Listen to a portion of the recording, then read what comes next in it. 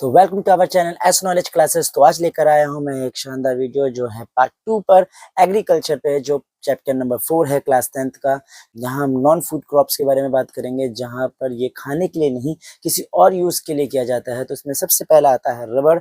Rubber जो है वो ट्रॉपिकल एरिया, सब ट्रॉपिकल एरिया, इसके अलावा इक्वेटरल एरिया जो है भूमध्य रेखा के एरिया में पाया जाता है।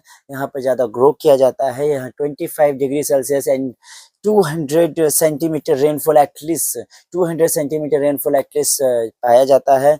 और ये आपका पाया जाएगा आपका Garo hills of Meghalaya, Karnataka, Kerala, Tamil Nadu and इसके अलावा यह अंडमान निकोबार जो है आइलैंड के आसपास जो है वहाँ पर भी पाया जाता है। कुछ मेजर फाइबर्स होते हैं जिसमें आ जाता है कॉटन, जूट एंड भांग, जिससे हम हेम्प कहते हैं। इसके अलावा जो है नेचुरल कुछ और फाइबर्स होते हैं जो प्रकृति में पाए जाते हैं। इसको उगाया जाता है इसलिए ताकि फाइबर का काम होता है किसी भी चीज़ की मजबूती चीज़ से कुछ बुनकर बना देना, जैसे कि बोरिया हो जाती है, उसकी रस्सी बनाई जाती है। तो ये सारी चीज़ें काम में आती है। तो इसको जो है आप इसके अलावा सिल्क भी आता है। सिल्क आपका जो सिल्क रूट पहले स्टार्ट किया गया था चाइना के थ्रू।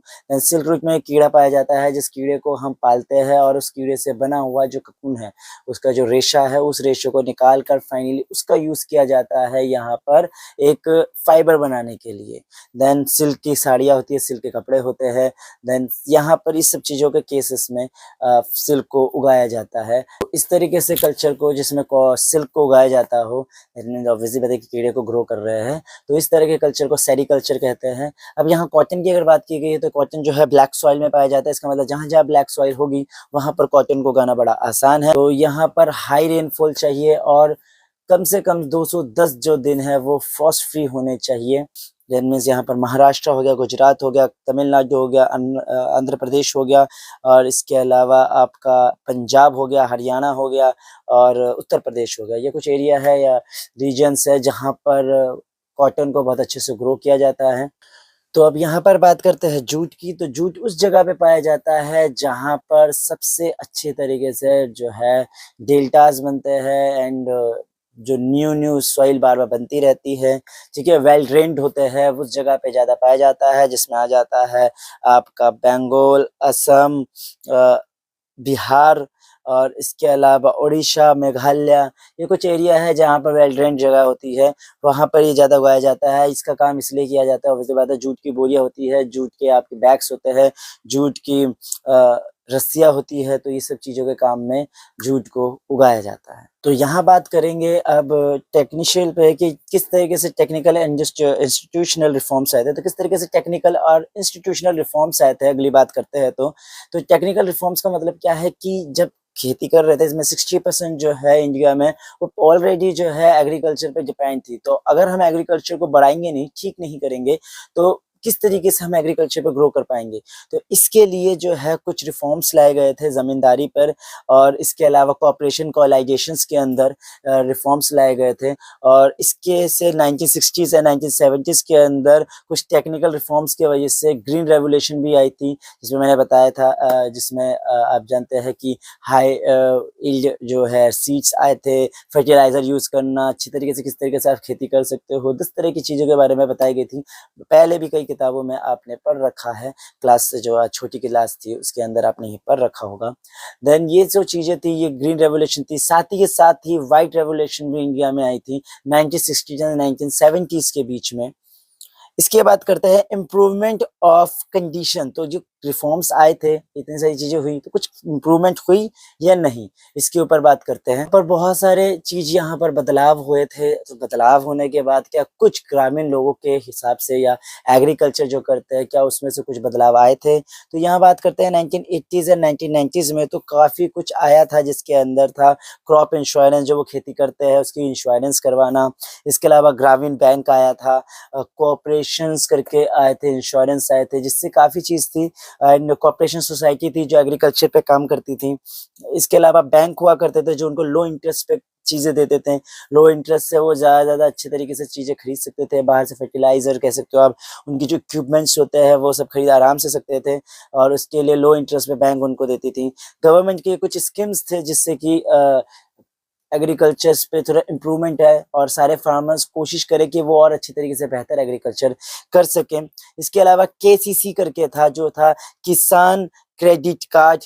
इसके बाद आता है PAIS, that means personal accident insurance scheme.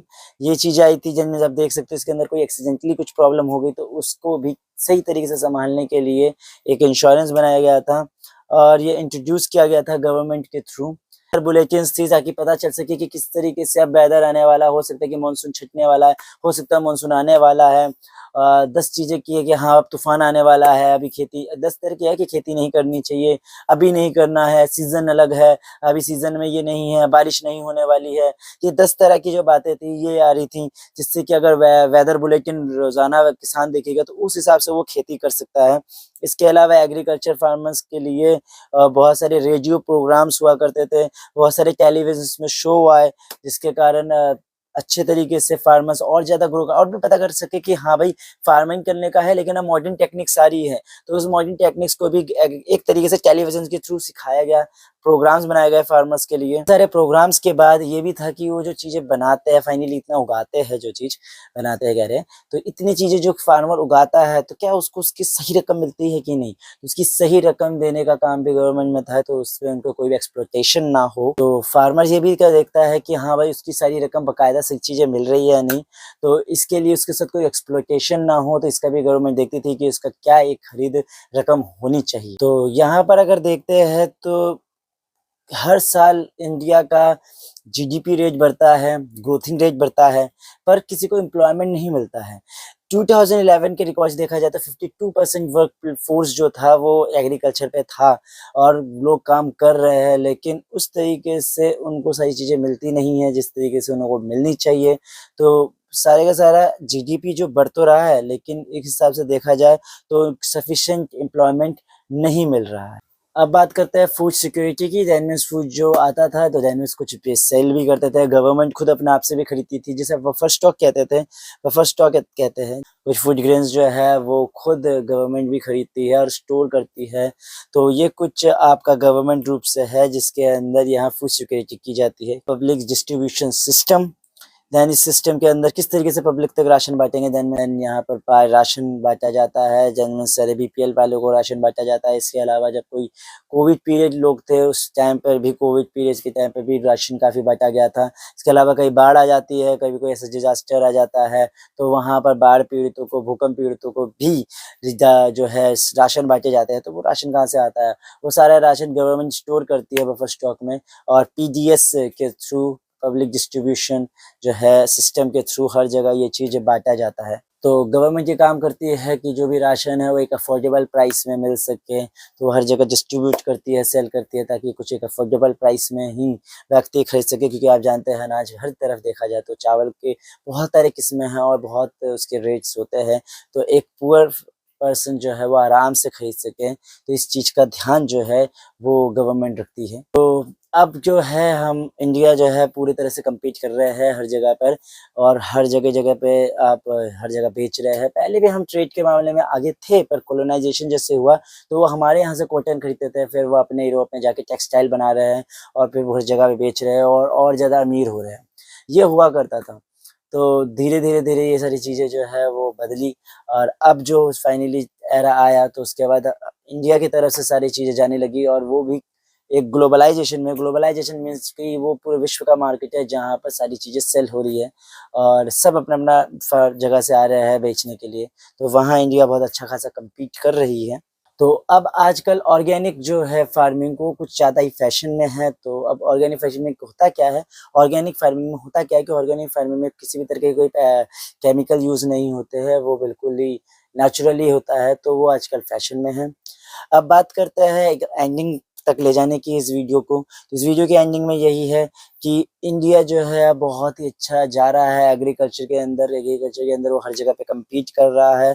क्योंकि इंडिया के अंदर इस तरह का ज्योग्राफिकल कंडीशन है कि यहाँ पर हर तरह के पैटर्न क्रॉप के काफ़ी पैटर्न्स देखने को मिलते हैं, क्रॉप की काफ़ी वैराइटीज़ देखने को मिलती है और इंडिया एक बहुत ही अच्छी जगह है, एक फर्टाइल जगह है। अगर इस इंडिया का बहुत अच्छी तरीके से इस्तेमाल किया जाए, तो इंडिया बहुत ही अच्छी तरक्की यहाँ पर कर सकता है। विद डिवर्सिटीज़ ऑफ क्रॉप्स के साथ यहाँ पर आगे बढ़ सकता है और ग्लोबलाइज़ेशन में चैलेंज कर सकता है।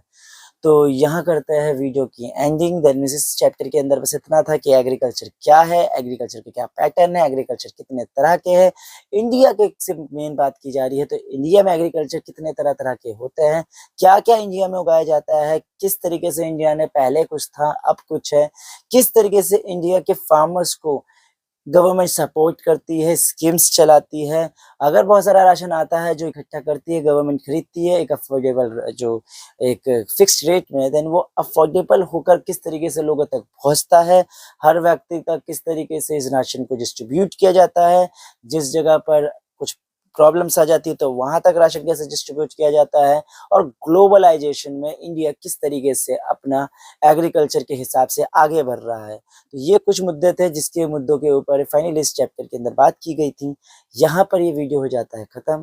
देन आपका काम हो जाता है यहाँ शुरू कि आप अब इस वीडियो को रिपीट करें, देखिए और पॉइंट्स कलेक्ट करें। वीडियोस को देखते देखते अपनी पढ़ाई को साथ साथ में चलाते चलाते अपने एग्जाम में बहुत बेहतर स्कोर करें, और यही मेरी प्रार्थना है।